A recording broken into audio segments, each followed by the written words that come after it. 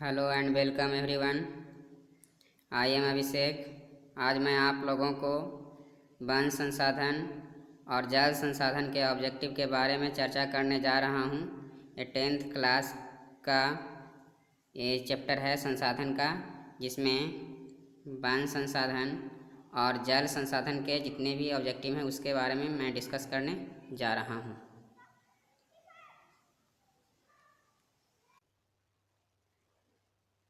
तो वन संसाधन में पहला क्वेश्चन है, भारत में 2001 ईस्वी में कितने प्रतिशत भौगोलिक क्षेत्र पर वन का विस्तार था? तो भारत में 2001 ईस्वी में 19.27% भौगोलिक क्षेत्र पर वन का विस्तार था। 2001 के आंकड़े हैं 19.27।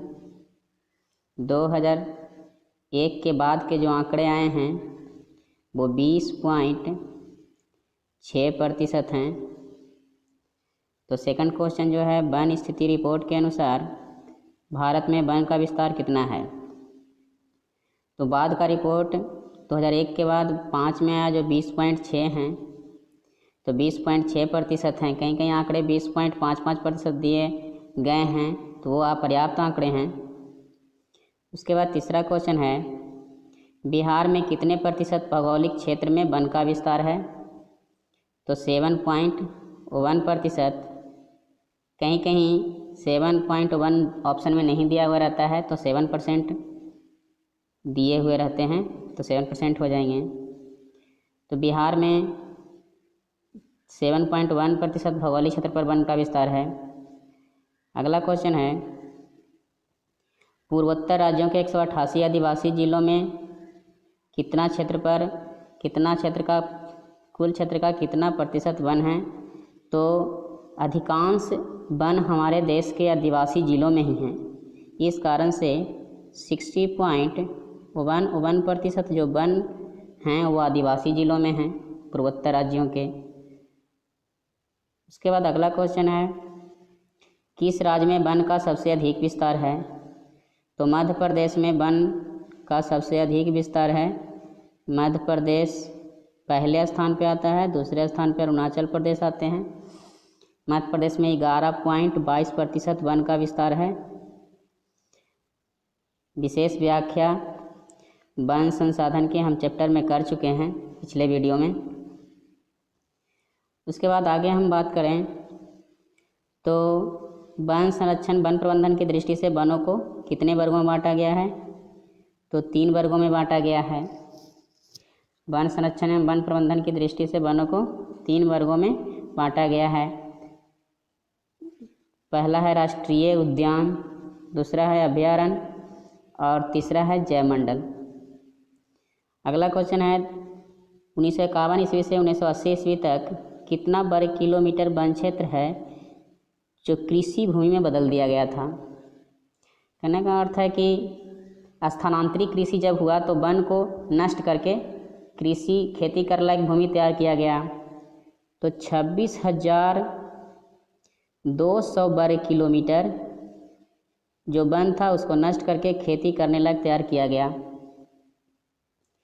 उसके बाद आगे क्वेश्चंस हैं, संविधान की धारा 21 का संबंध किससे है? तो संविधान की धारा 21 का संबंध वन्य जीवों से है, वन्य जीवों के संरक्षण से हैं। वन्य जीवों के संरक्षण या प्राकृतिक संरक्षण से हैं। या 8वां का क्वेश्चन का आंसर यह है, वन्य जीवों के संरक्षण से। उसके बाद 9वां क्वेश्चन है, एक एनजीओ की वानिकी रिपोर्ट के अनुसार विश्व में कितना हेक्टेयर भूमि पर वन का विस्तार था?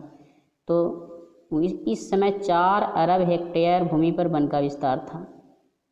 4 अरब हेक्टेयर भूमि पर वन का विस्तार था।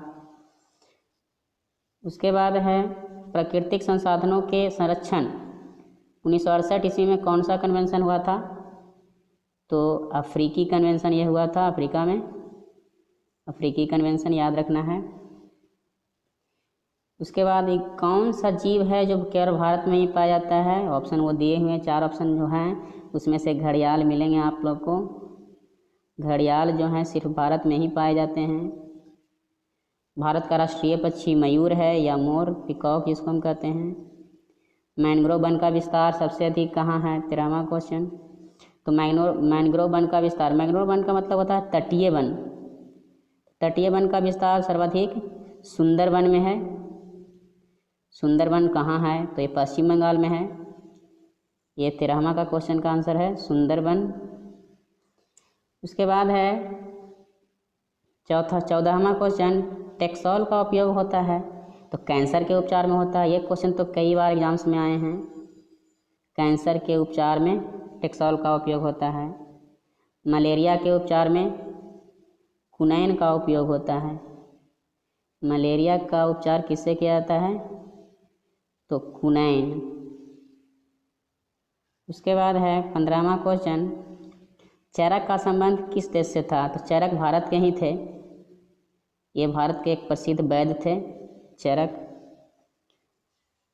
विस्तार से हम पिछले वीडियो में व्याख्या कर चुके हैं, इसलिए हम ऑब्जेक्टिव की बात सिर्फ कर रहे हैं।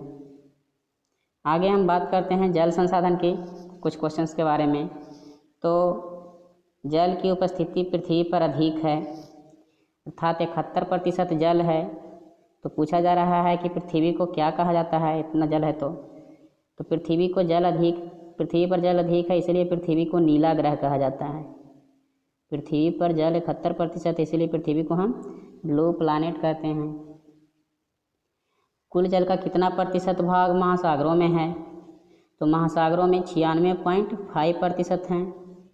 96.5% जल का कुल भाग का महासागरों में खारे जल के रूप में है। उसके बाद 18वां, देश के बांधों को किसने भारत का मंदिर कहा था, तो भारत के प्रथम प्रधानमंत्री Pandit Jawaharlal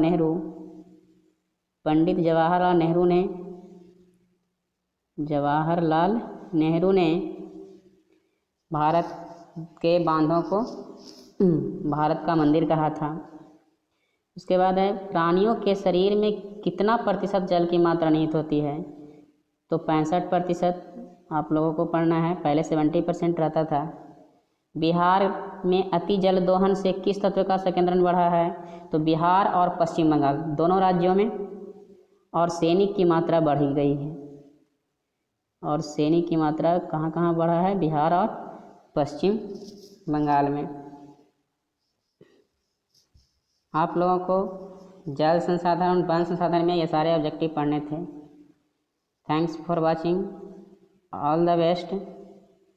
please subscribe the channel and share. Thanks for watching.